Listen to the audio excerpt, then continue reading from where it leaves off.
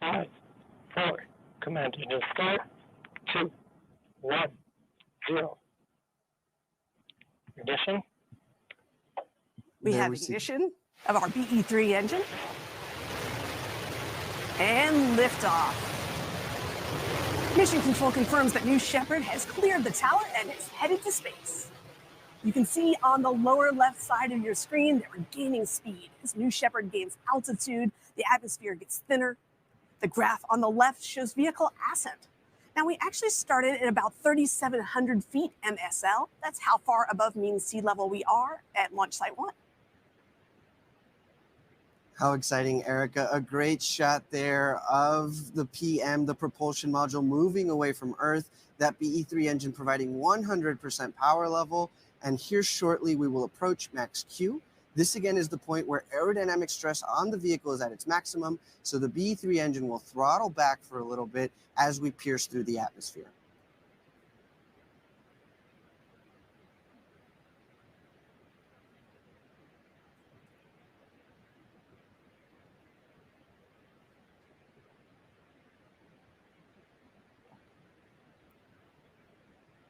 Now that we've passed max Q, BE-3 will begin to throttle back up to 100% power level. We'll see that velocity ticker on the left of your screen start to increase more rapidly as the air gets thinner. New Shepard is moving faster and faster.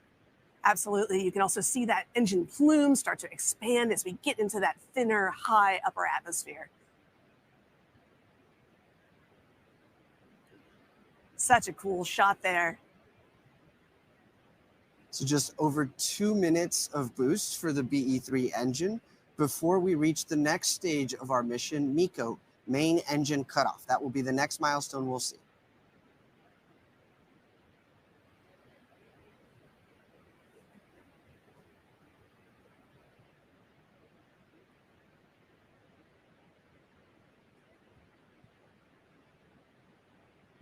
New Shepard continues to climb 145,000 feet.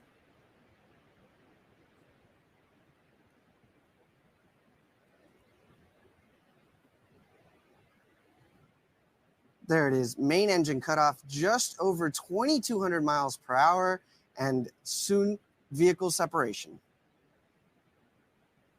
Always love seeing us coast through MECO.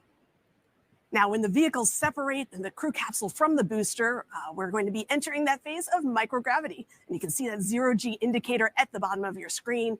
This is really where most of our payloads are getting into the core of their science mission.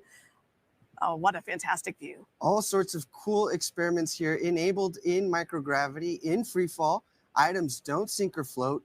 Hot air doesn't rise. Plants and cells respond to this novel stimulus with different patterns of gene expression, which gives us new insights for agricultural technologies and medicine. And we talked earlier about the importance of fluid physics, because fluid flow on the ground dominated by gravity, the liquid at the bottom of your cup, but in space it's dominated by surface tension, which leads to all sorts of cool effects with capillary action.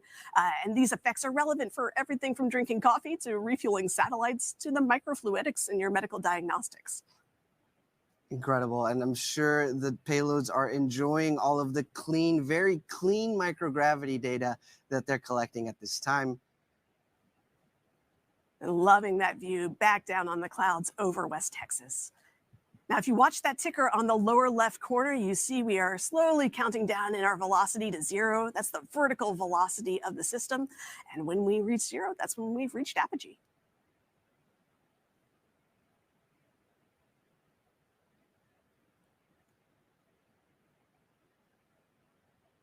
And fantastic. Capsule pausing in its upward journey just momentarily.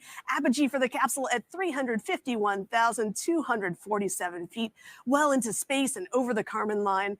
Fantastic mission for our payloads on board today.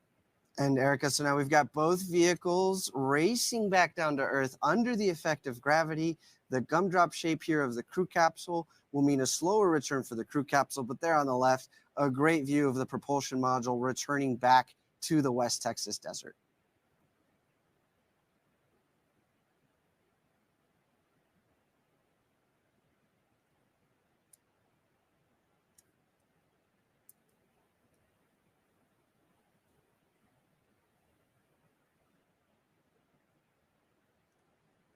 So as we come back down and the atmosphere begins to get thicker again, we start to have the ability to use our aerodynamic control surfaces. What you'll be seeing next is the air brakes deploying. This is a critical step in slowing the vehicle down, increasing the surface area, just like a badminton shuttlecock or something that's helping you to come down through the upper atmosphere. We're going to see that the velocity starts to decrease with those air brakes out.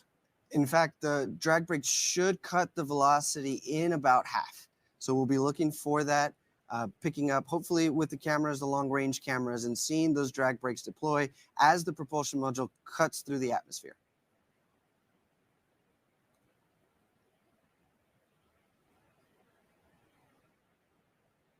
Those are the forward fins deploying there on the right, a great view looking up from the propulsion module into space and seeing those forward fins deploying.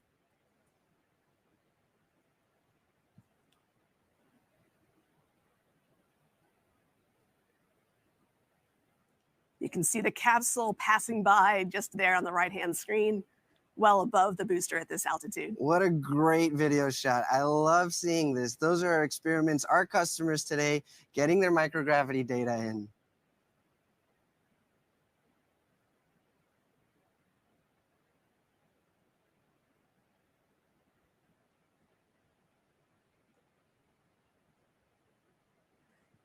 So that booster coming in at about Mach 3, pulling at about 5 Gs as it re-enters the atmosphere. So we're going to be seeing that velocity decrease rapidly at this point. And this is one of my favorite parts of observing a mission from West Texas. Those are the drag brakes. There they are deployed. And we see those aft fins steering the booster over the landing pad. Yeah, if you're in West Texas, you may be hearing a sonic boom coming up here as we break through the sound barrier. BE-3 engine relight, just 2,000 feet to go before the landing pad. Landing gear deploying. Oh, love that shot. I can't tell you how many people have told us they thought that this looks like CGI, but indeed one of these most beautiful shots in the West Texas desert. We have booster touchdown. Congratulations, new Shepard propulsion module and the BE-3 engine for providing just the right feathered thrust to come in for the nice hovering land. And again, that's the 9th flight for this booster, really showing the operational reusability of this system and how many times we can get back to space. Well, Erica, we've just safely landed the booster. Now we're about to watch the crew capsule make its final descent back to the West Texas desert. In parallel, the team will vent the propellants, any remaining propellants, from the propulsion module and begin safe recovery operations so that we can prepare it for its next mission.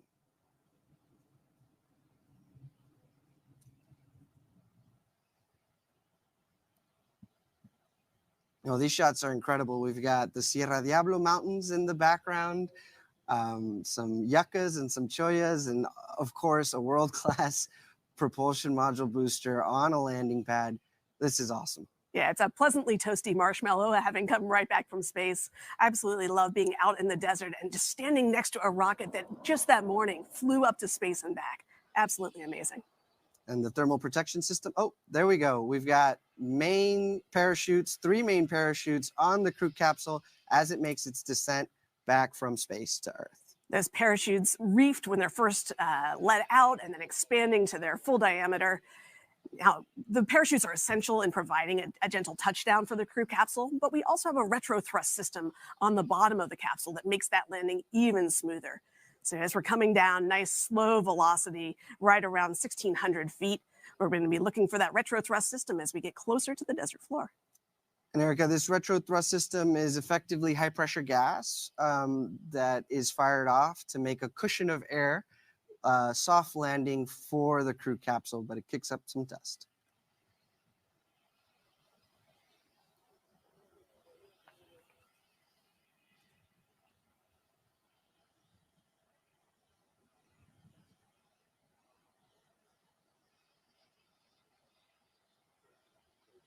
Such gorgeous scenery, such a gorgeous crew capsule. And again, those parachutes doing their job, taking us down to just about 15 miles per hour.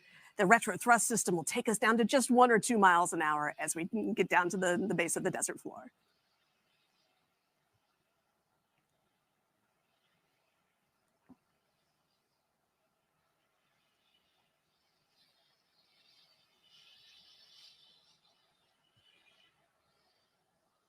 There it is, touchdown for NS24 and our 33 customers and 38,000 postcards. What a journey. Special thank you to all of our customers flying important science and education on board today, especially to all the students who designed and built experiments.